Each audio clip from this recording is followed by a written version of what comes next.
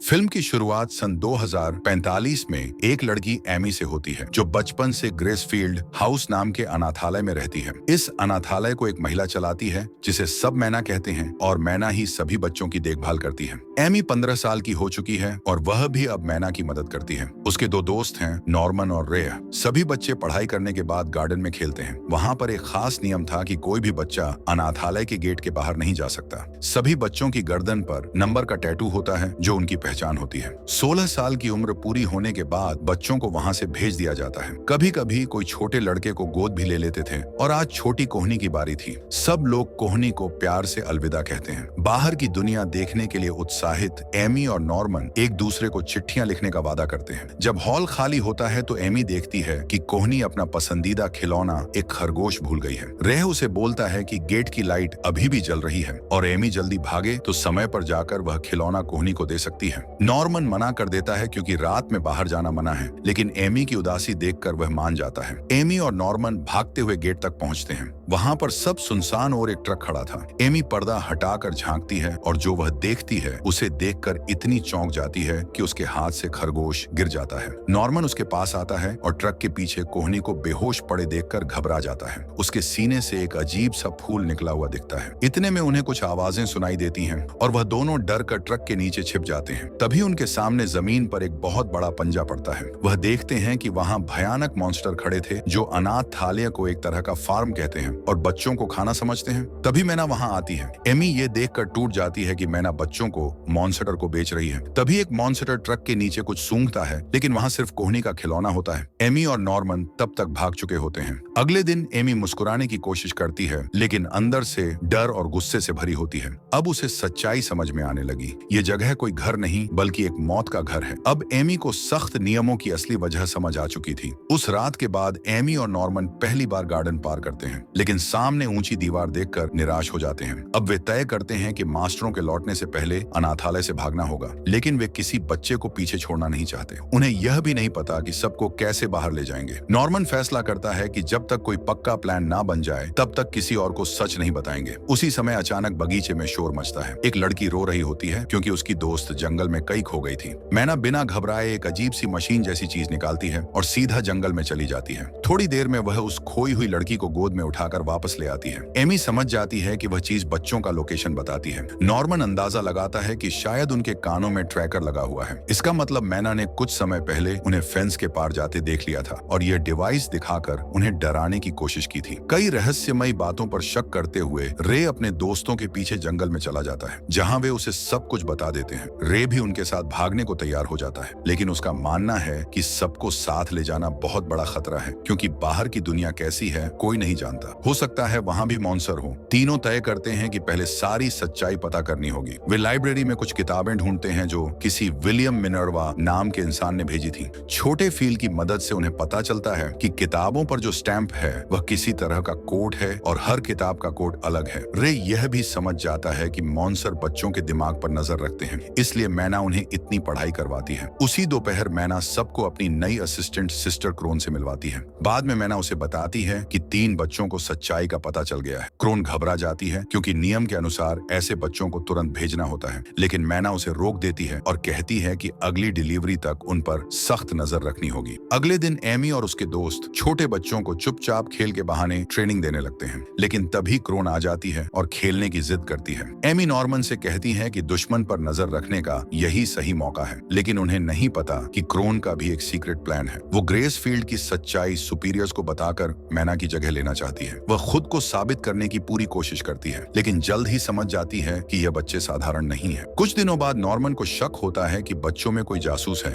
और कहता है कि अब सबसे बड़े बच्चों डॉन और गिल्डा को सच बताना चाहिए। डॉन को एमी और नॉर्मन की बातों पर यकीन नहीं होता और वह गुस्से में आकर रेह को मार देता है, लेकिन गिल्डा एमी पर भरोसा करती है और डॉन को समझाने में मदद करती है। नॉर्मन एमी और रेह को बताता है कि उसने 2 अलग जगहों पर रस्सियां छुपाई हैं और यह जगहें उसने उन दोनों को अलग अलग बताई हैं। उसका कहना था कि अगर इनमें से कोई रस्सी गायब हो गई तो उन्हें जासूस का पता चल जाएगा। अगले दिन नॉर्मन सभी को बताता है कि असली जगह बदली गई थी और जासूस रे है। रे भी मान लेता है और कहता है कि कई साल पहले सच्चाई जानने के बाद उसने खुद को जासूस बनने की कोशिश की थी और बदले में मैना ने वादा किया था कि वह उसे 16 साल की उम्र तक अनाथालय में रखेगी और बाहर की चीजें उसे लाकर देगी। नॉर्मन ध्यान देता है कि असली रस्सी अभी भी वहीं थी, केवल उसे बदला गया था। यानी रेह ने मैना को सब कुछ नहीं बताया। वह कहता है कि अब उसे अपने दोस्तों से लगाव हो गया है। वह बताता है कि यह सब पहले से ही उसका डबल एजेंट बनने का प्लान था। उसने खुद कोहनी का खिलौना चुराया था ताकि बाकी लोग सच्चाई जान सके। वह यह भी कहता है कि उसने कानों में लगे ट्रैकर देखे हैं और उसे पता है कि उन्हें कैसे बंद करना है। एमी यह सब सुनकर अपने दोस्त को माफ कर देती है। नॉर्मन सोचता है रेह उनके लिए बहुत मददगार साबित हो सकता है। रेह नॉर्मन को वह सब कुछ दिखाता है जो उसने कमरे की जमीन के नीचे छिपा रखा था। रेह नॉर्मन से कहता है कि सब बच्चों को साथ ले जाना गलत होगा। वह सुझाव देता है कि नॉर्मन एमी को धोखे से भरोसा दिलाए कि सब मिलकर भागेंगे ताकि एमी सहयोग करे। लेकिन नॉर्मन कहता है कि वह एमी से प्यार करता है और उसे कभी रुला नहीं सकता। इसके बाद रेह मैना को बताता है कि नॉर्मन उसे जहर देने वाला है। मैना उसे बताती है कि अगली डिलीवरी जनवरी में है और तब तक रेह 16 साल का हो जाएगा। डॉन और गिल्डा इस योजना का हिस्सा बन जाते हैं। तभी कोनी आती है और एक अजीब प्रस्ताव देती है। वह दिखाती है कि उसके गले पर भी टैटू है और सीने पर एक गहरा निशान है जहां ट्रैकर लगा था। वो बोलती है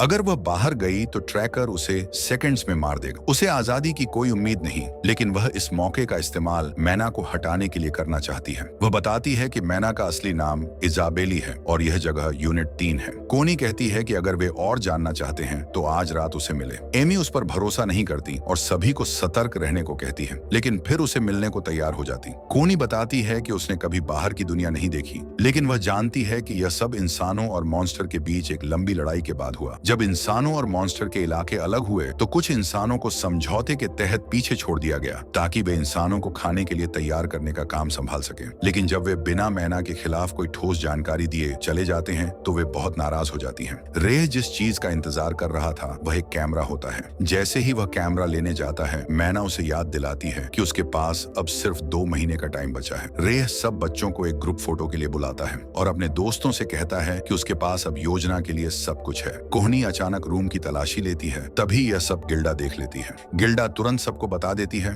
और बच्चे अपनी सारी चीजें दूसरी जगह छिपा देते हैं, उसी गुल्लक में जो कोनी पहले ही देख चुकी होती है। लेकिन कोनी को जमीन के नीचे का हिस्सा संदिग्ध लगता है, इसलिए वह सब कुछ दोबारा चेक करने लगती है। जैसे ही वह गुल्लक में हाथ डालती है मैना आ जाती है और फिलक उस मौके का फायदा उठाकर अपना खिलौना ले लेता है। इसके बाद मैना कोनी को बताती है कि उसे तुरंत ट्रांसफर किया जा रहा है। कोनी जाते जाते रूम में एक चीज छिपा देती है। गेट पर कोनी की मुलाकात एक बुजुर्ग औरत और मॉन्स्टर से होती है। वह मैना के खिलाफ सब कुछ बताने की कोशिश करती है, लेकिन बुजुर्ग औरत मैना का साइड लेते हुए कोनी को मॉन्स्टर के हवाले कर देती है। वह उसके सीने में फूल छुपा देता है। अंत में जब बच्चे अपनी योजना पर काम शुरू करते हैं तो रेह मैना का ध्यान भटकाने के लिए उसे झड़ देने का नाटक करता है, लेकिन मैना चाल समझ जाती है और उसे कमरे में बंद कर देती है। जैसे ही मैना घर से बाहर आती है डॉन रेह को बचाने भागता है। रेह दरवाजा तोड़ता है और उसी पल डॉन कमरे में पहुंच जाता है। मैना एमी और नॉर्मन को दीवार के पास पकड़ लेती है और पहली बार सच्चाई बताती है। वह कहती है कि वह सब बच्चों से प्यार करती है, इसलिए उन्हें मरने से पहले खुश रखती है। लेकिन एमी उसकी बातों को नहीं मानती और उस पर हमला करती है, जिससे मैना उसका पैर तोड़ देती है। जब सब लोग आते हैं तब मैना सबको बताती है कि अगली सुबह नॉर्मन को ले जाया जाएगा। नॉर्मन दुख में डूबा हुआ दिन बिताता है और कहता है कि वह अपने दोस्तों की जान खतरे में नहीं डालना चाहता,